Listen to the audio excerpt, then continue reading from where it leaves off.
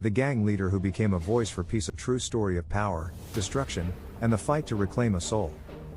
He was born in New Orleans in 1953 to a teenage mother. His father abandoned the family early, and by age 6, Stanley Tookie Williams had moved with his mother to South Central Los Angeles, a neighborhood simmering with poverty, racial tension, and police brutality.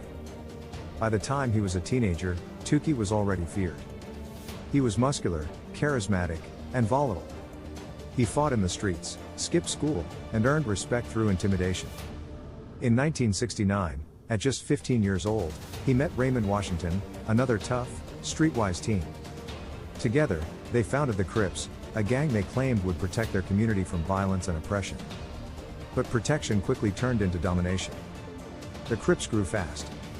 By the late 1970s, they had splintered into dozens of sets across Los Angeles. Turf wars erupted. Drug trafficking exploded. Bodies piled up. Tookie became a legend, not for saving lives, but for taking them. In 1979, he was arrested for 4 brutal murders during robberies. The evidence was damning. He was convicted and sentenced to death. He arrived at San Quentin State Prison angry, defiant, and violent.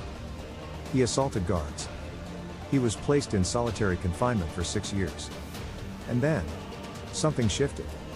Alone in a cell, stripped of power and surrounded by silence, Tookie began to reflect. He read philosophy.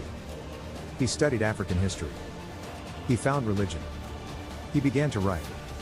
He penned a series of children's books warning against gang life. He wrote an autobiography.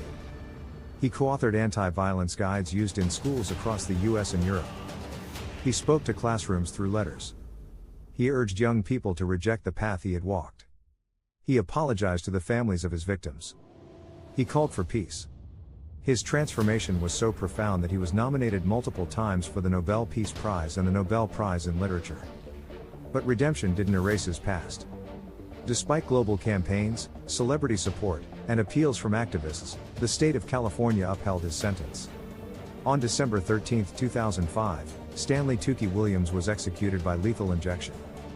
His final words were calm. He refused to confess to the crimes he was convicted of, maintaining his innocence. But he accepted his fate. "I am not the man I was. Let my death be a lesson, not a punishment." He built a gang that terrorized a city. Then he built a legacy that inspired the world. Stanley Tookie Williams didn't escape justice, but he proved that even behind bars, a man can break free.